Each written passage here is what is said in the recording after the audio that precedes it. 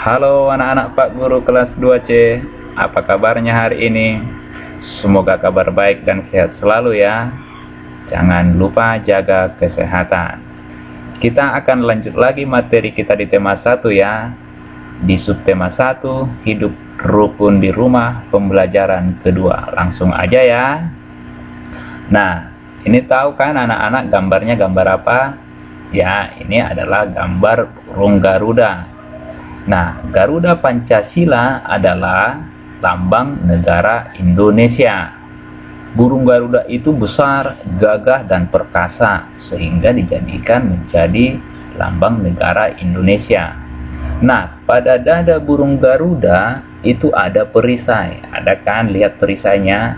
Nah, perisai itu memuat simbol dari sila-sila pada Pancasila. Pancasila itu merupakan dasar negara kita. Nah, pada perisai itu ada 5 simbol. Yang pertama, di situ ada bintang, ada rantai emas, ada pohon beringin, ada kepala banteng, ada padi dan kapas.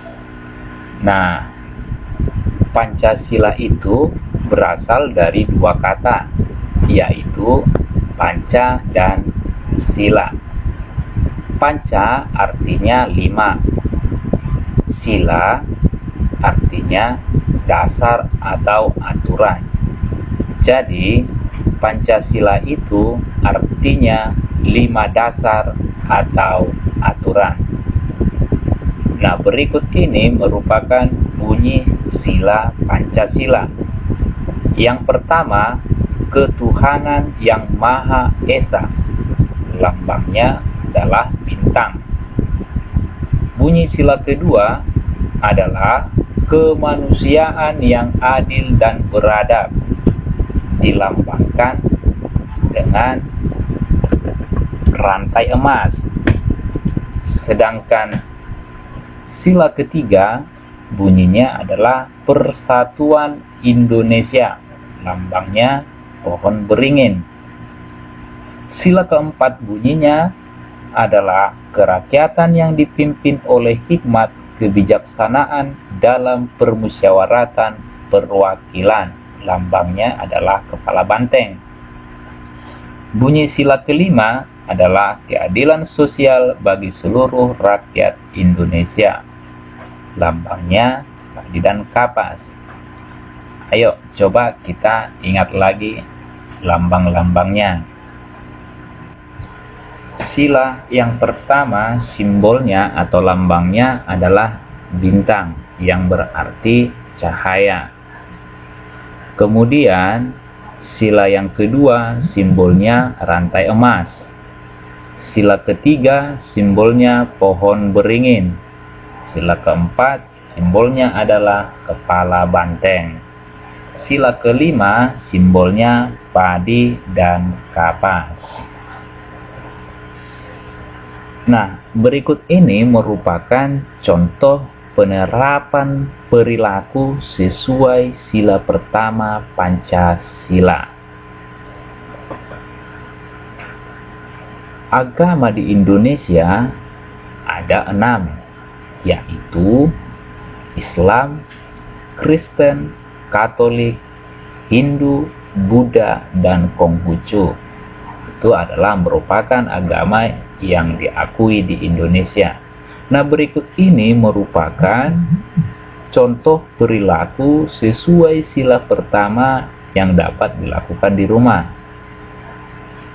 Yang pertama, beribadah bersama keluarga, berdoa bersama keluarga, berdoa sebelum makan, berdoa sebelum tidur, berdoa sebelum belajar, dan lain-lain.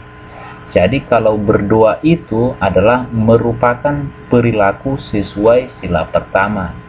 Atau contoh lain, membaca Alkitab. Nah, itu juga merupakan perilaku sesuai sila pertama. Lalu, anak-anak Pak Guru masih ingatkan dengan kata ungkapan atau kata hiasan? Ungkapan adalah kata yang memiliki arti lain. Lalu, apakah anak-anak Pak Guru kelas 2C masih ingat arti ungkapan buah tangan dan buah hati? Bapak harap semua masih ingat ya. Nah, dalam percakapan berikut, kita akan coba menemukan ungkapan yang ada dalam percakapan ini. Kita baca bersama-sama ya. Nanti anak-anak sambil menonton videonya boleh diikuti juga sambil membaca. Kita mulai ya.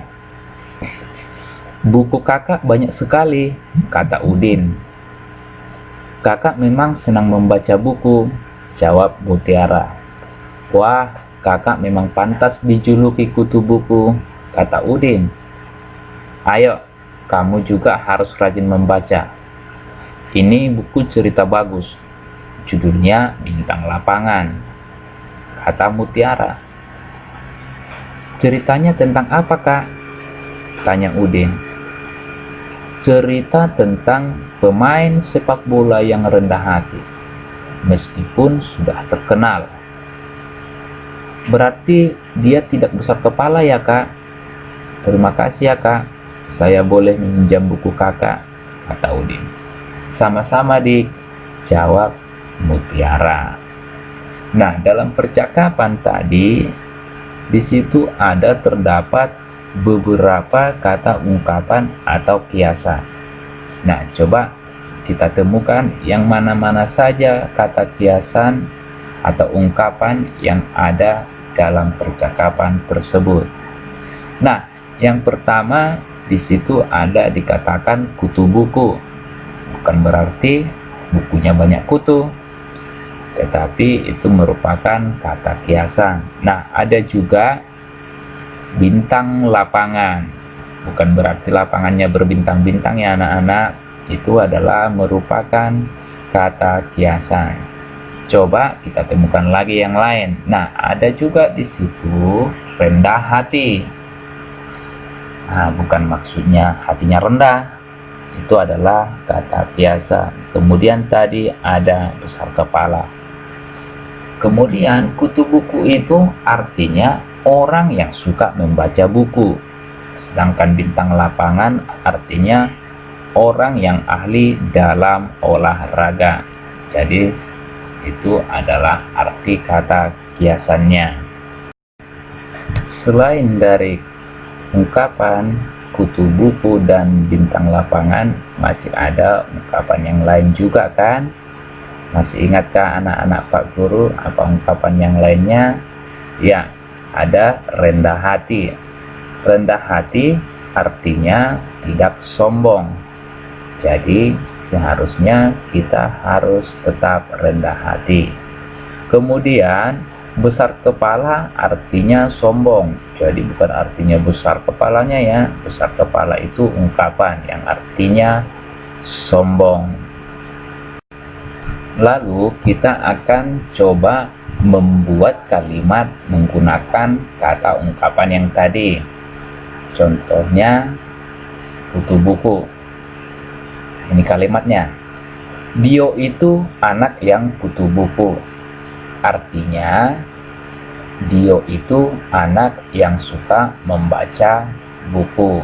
Jadi bukan berarti bukunya ada kutunya. Contoh yang lain adalah Ria dipanggil si anak yang kutu buku. Jadi artinya Ria dipanggil si anak yang suka membaca buku. Bukan berarti dia bukunya ada kutunya ya. Kemudian bintang lapangan kita buat ke dalam kalimat. Ronaldo menjadi bintang lapangan sepak bola.